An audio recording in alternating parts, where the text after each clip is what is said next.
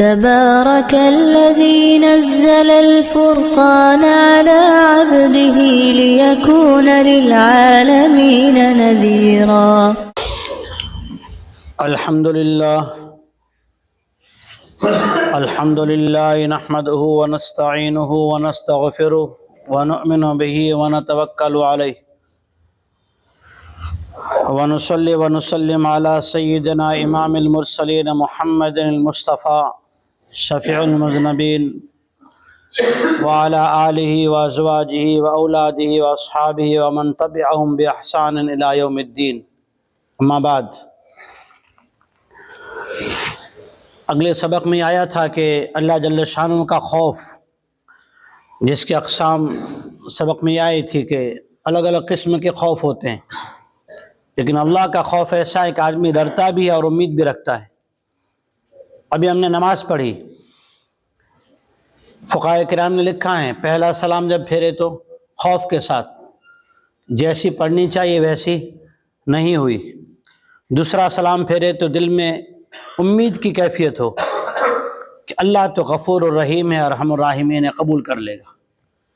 حدیث پاک میں المؤمن بین الرجاء والخوف، مومن ڈر اور امید دونوں کے درمیان میں ہوتا ہے. اسی لیے نماز کے شروع میں اللہ کی حمد ہیں، بڑائی ہیں، لیکن نماز کے آخر میں استغفار ہیں.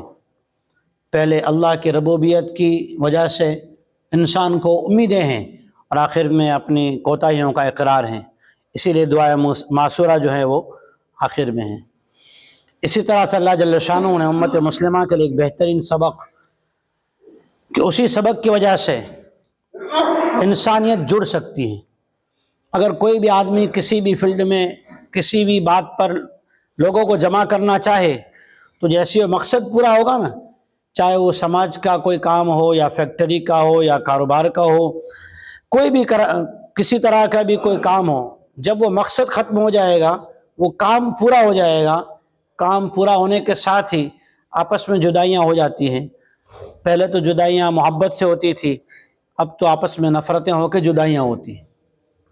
لیکن ایک ایسا مقصد ہے، ایسا راستہ ہے، ایسا طریقہ ہے، اللہ جل شانہ کی طرف سے ایک ایسا فارمولہ ہے، ایک ایسی ترتیب ہے، ایک ایسی سبیل ہے کہ انسانیت اس پہ جڑ سکتی ہے. کیوں؟ اس لیے کہ آج بھائی بھائی کی ساتھ سوچ کے اعتبار سے، اپنی اخلاقیات کے اعتبار سے میل نہیں رکھتا، لیکن اللہ وحدہ لا شریک وہ ہیں جو سب کا خالق ہے، وہ سب کو جانتا ہے.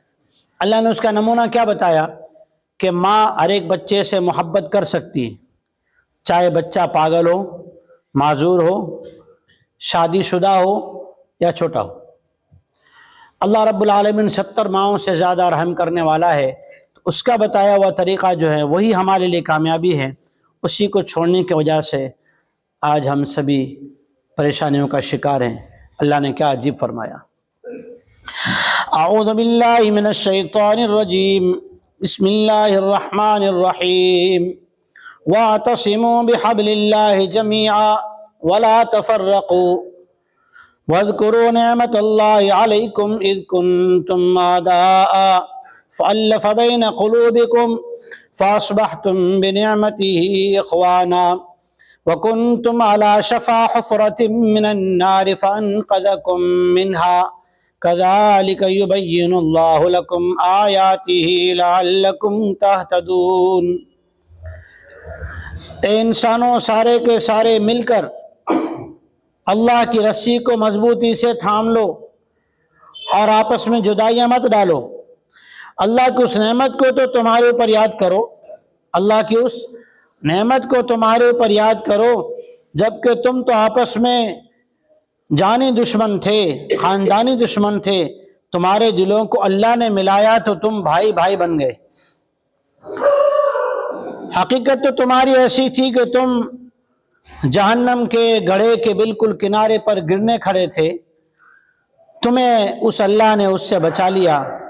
ایسے ہی اللہ جل شانہ اپنی آیات کو تمہارے سامنے اس لیے بیان کرتا ہے تاکہ تم اجتماعی طور پہ اللہ کے رسی پکڑ کر ہدایت پانے والے بن جاؤ.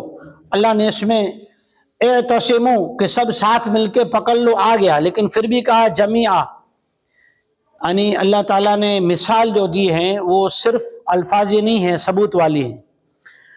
عرب کی تاریخ ہر کتاب میں ہے، ہر ہسٹری کے اندر ہے کہ ان پر کوئی حکومت کرنے تیار نہیں تھا، سارے ہی جانتے ہیں، پھر لیکن ہو کیسے گئے کہ ہر ایک اپنی بیٹی کو دوسرے کے نکاح میں دینے تیار، اور کوئی بھی پردیسی کو اپنے دسترخوان پہ کھلانے تیار، کوئی بھی کسی کو اپنے خاندان میں جوڑنے کے لیے تیار۔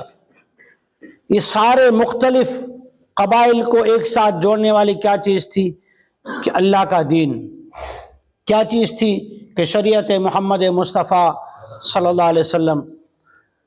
عبداللہ بن مسعود رضی اللہ تعالیٰ عنہ فرماتے ہیں کہ اللہ جل شانہ کی حبل اللہ، کہ حضور نبی کریم صلی اللہ علیہ وسلم نے فرمایا کتاب اللہ ہی الحبل الممدود من السماء الى الارض، کہ یہ اللہ کا کلام اللہ کی طرف سے زمین پہ لٹکائی ہوئی ایک رسی ہے، جو اسے مضبوطی سے پکڑ لے گا تو یہ کیا ہو جائے گا کہ اسے مضبوطی سے پکڑنے کی وجہ سے یہ اللہ کے پاس جا کے ملاقات کرے گا۔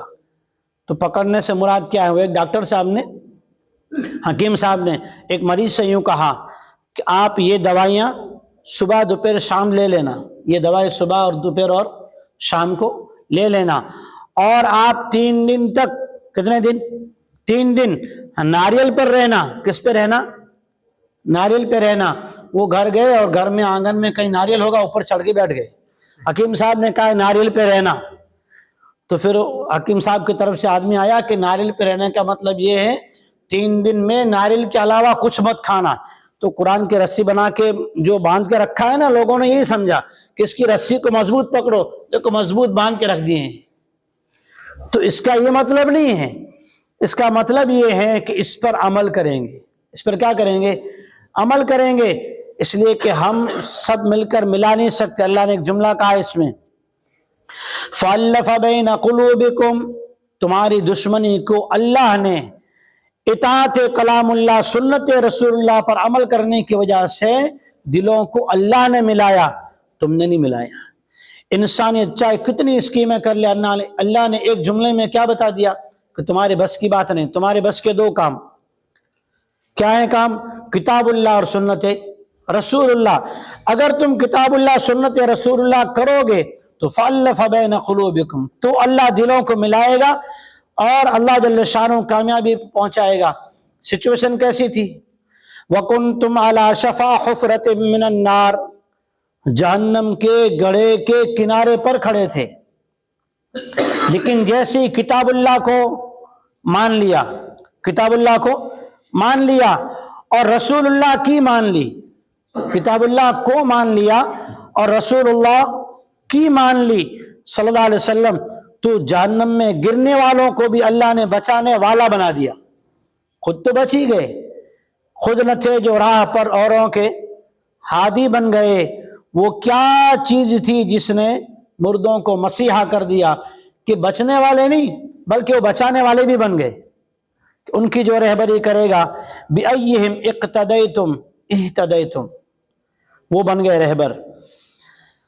تو اللہ تعالیٰ نے امت مسلمہ کو جو سبق دیا وہ یہ کہ اللہ کی اطاعت کرے، اللہ کے حکموں کو مانے، اور پورا کیسے کرے کہ جیسے سرور کون و مکان امام المرسلین جناب محمد مصطفیٰ صلی اللہ علیہ وسلم نے بتلایا تو ہی ہدایت ملے گی۔ اگر اللہ کا حکم تو پورا کر رہا ہے لیکن طریقہ محمد مصطفیٰ نہیں ہے تو یہ طریقہ مقبول نہیں ہے، مردود ہے۔ اللہ جل شانہ کی طرف سے بندوں کے لیے کیا ہے؟ ابن کثیر رحمۃ اللہ علیہ نے ابو ہریرہ رضی اللہ تعالیٰ عنہ کی روایت نقل فرمائی کہ نبی کریم صلی اللہ علیہ وسلم نے فرمایا کہ اللہ تعالیٰ نے اے بندو، اے امتیو، تمہارے لیے 3 چیزیں پسند کی۔ کتنی چیزیں؟ 3 چیزیں پسند کی اور 3 چیزیں ناپسند کی۔ بندوں کے لیے 3 چیزیں پسند، 3 چیزیں ناپسند۔ 3 چیزیں کون سی؟ پہلی چیز، اللہ کی عبادت کرو، اس کی عبادت میں کسی کو شریک نہ کرو۔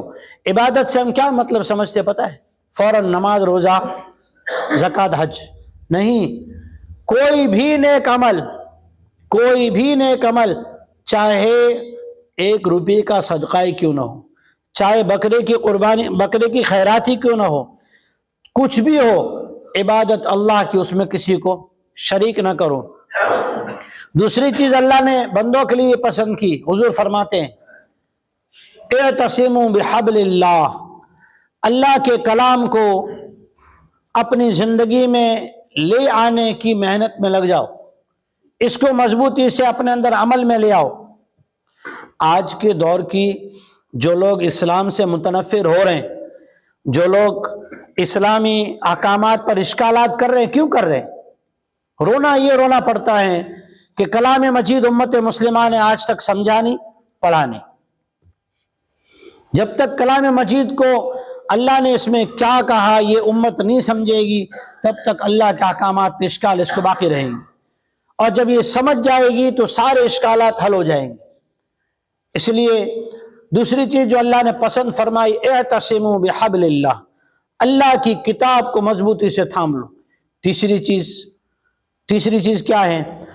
اپنے اولی الامر، اہل علم، وہ اہل علم حضرات جن کی زندگی، ان الفاظ کو یاد رکھیے گا کہیں دھوکے میں نہ پڑ جاؤ، وہ اہل علم حضرات جن کی زندگی شریعت اور سنت کے تابع ہو، شریعت اور سنت کے تابع ہو، ان کے بارے میں حسن ظن رکھتے ہوئے رہبری لینا، یہ شرط ہے۔ زندگی شریعت و سنت کے تابع ہو، قول و فعل میں جوڑ ہو، عمل میں اور کرنی اور کتھنی دونوں کے اندر جو ہے جوڑ ہو، ایکول ہو، دونوں میں الگ الگ نہ ہو۔ ایسوں کے بارے میں 2 باتیں، حسن ظن بھی رکھنا اور ان سے پوچھ کر رہبری بھی حاصل کرنا، جیسا کہ قرآن مجید میں ہے فَاسْأَلُوا أَهْلَ الذِّكْرِ إِن كُنتُمْ لَا تَعْلَمُونَ، کہ اگر نہیں آتا تو معلوم کرنا نہیں، عمل کرنے کی نیت سے سوال کرنا۔ یہ آدمی کے علم کو بڑھاتا ہے، اور پریشان کرنے کی نیت سے اشکال کرنا یہ مشکل بڑھاتا ہے۔ سوال کرنا یہ کیا کرتا ہے؟ آسانی پیدا کرتا ہے، اور اشکال کرنا مشکلیں بڑھاتا ہے۔ اسی لیے اللہ نے قرآن میں سوال کی تعریف کی، اور بنی اسرائیل کی اشکالات کی مذمت کی ہے، برائی بیان کی۔ اللہ نے 3 چیزیں ناپسند کی، 3 چیزیں ناپسند کی ہے بندوں کے لیے۔ پہلی چیز، بے وجہ کی قیل و قال، بیٹھے ہوئے تبصرے کرنا۔ کچھ وقت پہلے ہی حضرت مفتی شیخ الاسلام تقی عثمانی صاحب نے یہ بات بیان فرمائی تھی کہ آج امت کا زیادہ طبقہ وہ ہیں، نیکی بہت کرتا ہے، لیکن مجلسوں میں فضول باتیں ہونے کی وجہ سے اس نیکی کا ثواب ضائع کر دیتا ہے۔ اس کی وجہ سے نقصان کیا ہے کہ دل میں جو نورانیت اور ایمان کی قوت پیدا ہونی چاہیے، اعمال میں ترقی ہونی چاہیے، وہ نہیں ہو رہی۔ پہلی چیز جو اللہ ناپسند کرتا ہے بندوں سے وہ کیا ہے؟ قیل و قال۔ دوسری چیز فضول سوال، اور تیسری چیز اضاعت مال کو ضائع کر دینا، خواہشات کے پیچھے لگا دینا۔ اچھا سا کھانا گھر میں مل رہا ہے، پھر بھی پتہ نہیں کیسی چیز، خیر فضول چیزوں میں مال خرچ کرنا۔ 3 چیزیں اللہ بندوں کے لیے ناپسند کرتا ہے۔ پہلی چیز قیل و قال، بے وجہ کے تبصرے، دوسری چیز بیجا سوال، تیسری چیز اضاعت مال۔ اللہ جل شانہ نے اس آیت کے بعد امت مسلمہ کو 2 چیزیں، اللہ کی کتاب اور سنت رسول اللہ پہ قائم ہونے کے لیے کیا کرنا چاہیے وہ بیان فرمایا۔ وَلْتَكُن مِّنكُمْ أُمَّةٌ يَدْعُونَ إِلَى الْخَيْرِ وَيَأْمُرُونَ بِالْمَعْرُوفِ وَيَنْهَوْنَ عَنِ الْمُنكَرِ وَأُولَٰئِكَ هُمُ الْمُفْلِحُونَ۔ تم میں سے ایک جماعت تو ایسی ہونی ہی چاہیے، ایک جماعت تو ایسی ہونی ہی چاہیے جو بھلائی کے کام کرنے والی ہو۔ بھلائی کے کام 2 ہی ہیں، یأمرون بالمعروف، نیکیوں کا حکم کرنا، وینہون عن المنکر، گناہوں سے روکنا۔ نیکی کا حکم کرنا اور گناہوں سے روکنا، اور یہی کام کرنے والے کامیاب ہیں۔ اب نیکی کا حکم کرنا چاہے تقریر سے ہو، چاہے تعلیم سے ہو، چاہے تدریس سے ہو، چاہے اذان سے ہو۔ اسی لیے اکثر میں بیانوں میں یہ بات کہہ چکا ہوں کہ جو حضرات اذان دینے کے شوقین ہیں، ہونا چاہیے شوق، اخلاص سے اذان دینے کی کوشش کرنی چاہیے، اذان کے الفاظ بھی وقت نکال کے صحیح کر لینے چاہیے، اذان کے الفاظ بھی وقت نکال کے صحیح کرنے چاہیے۔ محی السنہ شیخ ابرار الحق صاحب ہردوئی رحمۃ اللہ علیہ فرمایا کرتے تھے، اگر اذان کے الفاظ صحیح نہیں ہیں، جہاں تک آواز جائے گی وہاں تک فتنے پھیلیں گے، ہدایت نہیں پھیلے گی، اس لیے اذان کی آواز بھی۔ تو امر بالمعروف، حکیم الامت مولانا اشرف علی تھانوی رحمۃ اللہ علیہ نے بات فرمائی کہ دعوت و تبلیغ کے بھی دو پر ہیں، بھلائی سے روکنا بھی ہے، بھلائی کا حکم بھی کرنا ہے اور برائی سے روکنا بھی ہے۔ صرف ایک پہلو پہ عمل ہوگا تو منکرات کے راستے سے آدمی کی نیکیاں ضائع ہو جائے گی۔ نماز تو پڑھے گا لیکن کسی کو حقیر سمجھا، نماز تو پڑھی لیکن کسی کے نماز میں عیب دیکھ رہا ہے، کرامن کاتبین والے کام کر رہا ہے تو انسان، لیکن بن رہا ہے کیا؟ کرامن کاتبین۔ جانتے ہو کرامن کاتبین ہر ایک کے ساتھ ہیں، ایک نیکی لکھتا ہے ایک برائی لکھتا ہے۔ کچھ لوگ ہوتے ہیں جو کرامن کاتبین بننے کا کام کرتے ہیں، میرے عزیزو وہ تو اللہ نے ہر ایک کو دے رکھے ہیں، ان کا وہ خود بخود حساب لے گا۔ اس لیے بھلائی کا حکم کرنا اور برائیوں سے روکنا، چاہے وہ کسی سبیل سے ہو۔ ہم لوگ خانقاہ میں تھے بابل 1997 میں، فراغت کے سال 1 مہینے کے اعتکاف میں، تو اس وقت مفتی کفایت اللہ صاحب ماہی رحمۃ اللہ علیہ تشریف لائے، 2-3 بار میری ملاقات ہوئی، تو وہاں خانقاہ میں تشریف لائے تو مولانا حضرت پیر و مرشد مفتی احمد صاحب خانپوری نے درخواست کی حضرت کو نصیحت ہو جائے۔ حضرت نے جو پہلی بات کہی تو یہ کہا کہ امت اپنے ذہنوں کو صاف رکھے کہ دعوت و تبلیغ کا کام اپنی جگہ ہے، بہتر ہے، دین کا کام ہے، لیکن مکمل دین نہیں ہے۔ مدارس کا کام اپنی جگہ ہے لیکن مکمل دین نہیں ہے۔ خانقاہ کا کام، تزکیہ نفوس کا کام، یہ اپنی جگہ ہے صحیح، غلط نہیں، لیکن مکمل دین نہیں۔ تینوں مل کر مکمل دین کی محنت ہے، علماء کی محنت، مبلغین کی محنت اور خانقاہ کے اللہ والوں کی محنت، تینوں مل کر مکمل دین ہے۔ اللہ فرماتے ہیں جس طرح سے ہر ایک مسجد کے رہنے والوں پر یہ ذمہ داری ہوتی ہے کہ یہاں جماعت سے نماز قائم کریں، مسجد بن گئی تو جماعت سے نماز 5 وقتہ ہوگی، شہر ہے، شرائط جمعہ ہے تو جمعہ بھی ہوگا۔ ایسے ہی ہر بستی پر یہ فریضہ بھی، یہ ذمہ داری بھی ہوتی ہے کہ وہاں کچھ لوگ اس کام کو لے کر دھن لگا لیں، دھن لگ جائے انہیں کس چیز کی؟ دعوت و تبلیغ کی محنت کی بھی اور امت کی ایمان بچانے کی بھی۔ اور اللہ نے اس کے بعد کیا فرمایا؟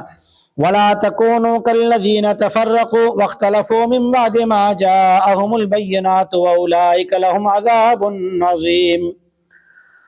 اور ان لوگوں کی طرح نہ ہو جانا، ان لوگوں کی طرح نہ ہو جانا جیسے کبھی کسی کو، جیسے عبد القادر جیلانی رحمۃ اللہ علیہ کو ان کی والدہ نے بھیجا، جاؤ اس قافلے کے ساتھ علم حاصل کرنے، اور پھر کیا کیے؟ 40 اشرفیاں بغل میں سیدھی اور کیا کہا؟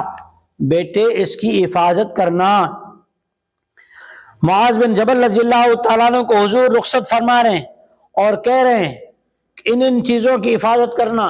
حضرت عمر رضی اللہ تعالیٰ عنہ عمرو بن عاص رضی اللہ تعالیٰ عنہ کو رخصت کر رہے ہیں اور کہہ رہے ہیں اس خواب میں نہ رہنا کہ تم حضور کے رشتہ دار کہلاتے ہو، خوبیوں کا اپنے آپ کو عادی بنانا۔ اللہ جل شانہ بھی کہہ رہے ہیں تمہیں دی تو گئی یہ 2 چیزیں اپنے آپ کو ہدایت والا بنانے کے لیے اور اس پہ قائم رہنے کے لیے دیا گیا، دعوت کا کام، مدارس کا کام، خانقاہ کا کام، لیکن دیکھنا جدا نہ ہو جانا، آپس میں الگ الگ مت بنا لینا، یہ الگ طبقے والے، یہ الگ طبقے والے، یہ جماعت والے، یہ مدرسے والے، یہ خانقاہ والے، نہیں۔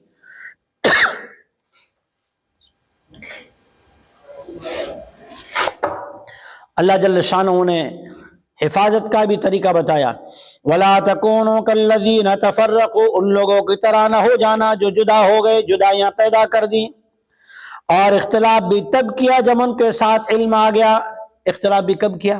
جب انہیں پتہ چل گیا نا، باریک گلیاں، پتلی گلیاں معلوم ہو گئی، چھوٹنے کے راستے پتہ چل گئے نا، اس کے بعد انہوں نے بہانے بنائے، اختلافات پیدا کیے، تب تک تو سیدھے سیدھے عمل کر رہے تھے۔ یہی لوگ ہیں، ان کے لیے بڑا عذاب ہے۔ اللہ جل شانہ ہمیں قرآن مجید پر، سنت رسول اللہ صلی اللہ علیہ وسلم پر عمل کرنا نصیب فرمائے، اتحاد و اتفاق نصیب فرمائے، اللہ جل شانہ ان کاموں کو کرنا نصیب فرمائے جسے اللہ نے ہمارے لیے پسند کیا ہے، ان کاموں سے اللہ تعالی ہماری حفاظت فرمائے جسے اللہ جل شانہ ناپسند فرمایا ہے۔ سبحان اللہ و بحمدہ، سبحانک اللہم و بحمدک، نشہد ان لا الہ الا انت، نستغفرک۔ دین کی بات پھیلانا صدقہ جاریہ ہے، ثواب کی نیت سے ویڈیو کو شیئر ضرور کیجیے۔ جزاک اللہ۔